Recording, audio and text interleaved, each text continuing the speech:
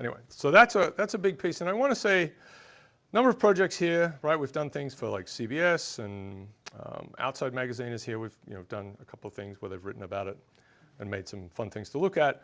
The last thing I was going to say here was, and this is again in connection with potential projects. So we have a paper on this, and it was a kind of a big deal, but it was about the shapes of stories, and we'll get to this later on in the course. So depending on how you want to approach this, there are sort of 6 basic big stories that we found in terms of, and this is, when I say story, what I mean is emotional arc, right? So we're just going to slide a little window through our book and kind of get an average score, much like a temperature for happiness. So this is Frankenstein, right? So scientists show that it ends badly. So well done us.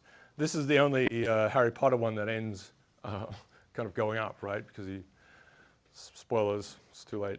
He discovers he has a godfather who's not actually going to eat him, which was sort of the premise for much of that.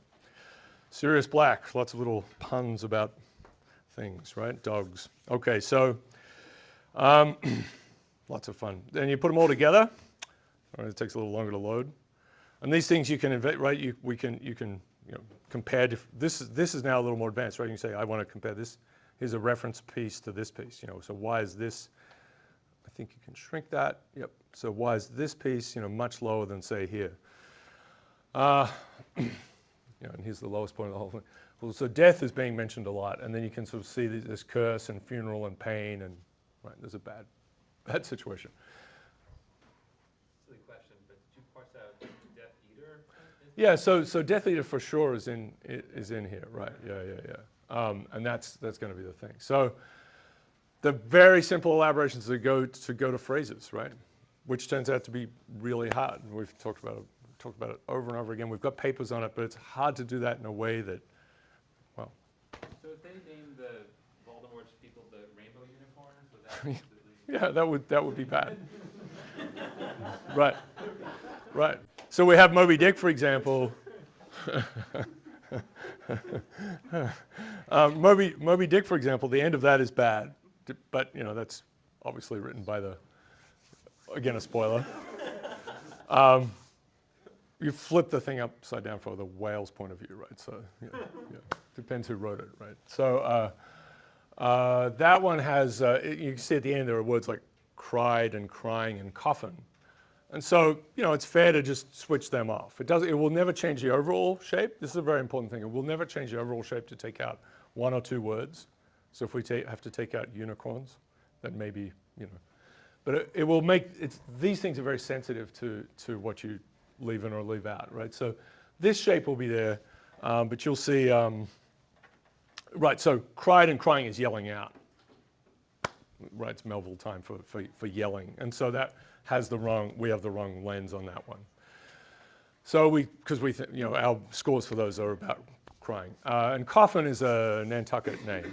It's a common name. It's just the last name. So it doesn't, in isolation, people evaluating the word coffin think of death, right? So it's just someone's name. So you can just sort of switch them off. You can say, so it's very much like having a lens of some sort, and you want to add or subtract little wavelengths and so on. Yeah.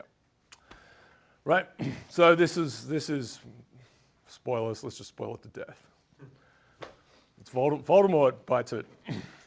Not Voldemort. Sorry, the other guy, Dumbledore. I've read them like 4 times to my children. You'd think I would get that right. Occasionally, especially into the 7th book, I would occasionally just be reading through. I would do all the voices and then just throw in and then Voldemort jumped out and killed them all. The end. Just to see if anyone was, got a little boring in the 7th book. Anyway, all right. No. Okay. So lots of possibilities here. And then the last piece to add here, that's a little bit of a wind-up for you, and I will talk about this again probably, but is that we have this sitting here. We have movies. That's the ranked one.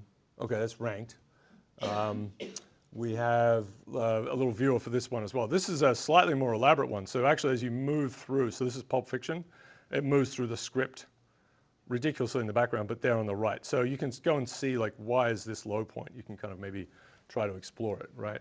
So this has never been published. We haven't done any, we've had it for 4 or 5 years online. So this is a good thing to be involved in. We actually had talks with Illumination.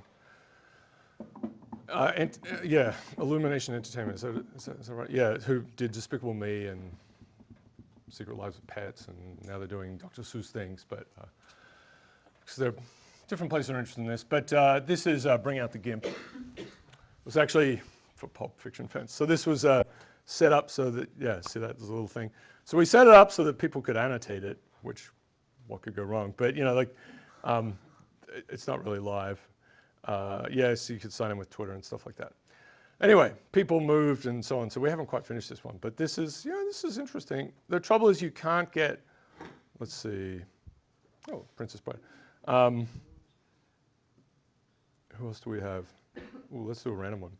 So Last Tango in Paris. So you can't really, it's a ridiculous set of movies from IMDb. You can't get the final, or it's very hard, I think, or expensive to get the final script. So you can get all these iterations up to some point, and then it becomes kind of a hidden thing. So for example, if you look at Alien, we have Alien here. Oh, the searches are pretty good.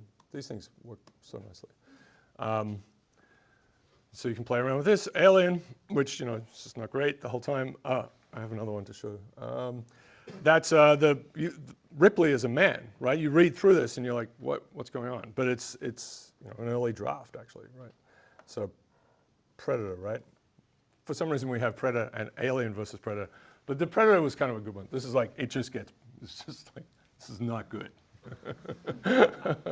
We're all pals. We're going on like hunting together or something, as far as I remember this thing. And then, anyway. So lots of different things. So we kind of did these Fourier spectrums, but really what you want is, if you go back to like, Pulp Fiction, for example. I don't know why we have that Team Pix thing. Pulp Fiction. I mean, you don't really want to fit things like Fourier series and so on. This has motif structures to it, and you want to be able to break it out in that. So I think that's waiting to be done super well. All right.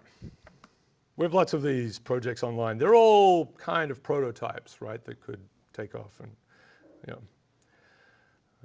be used hopefully in good ways. All right, so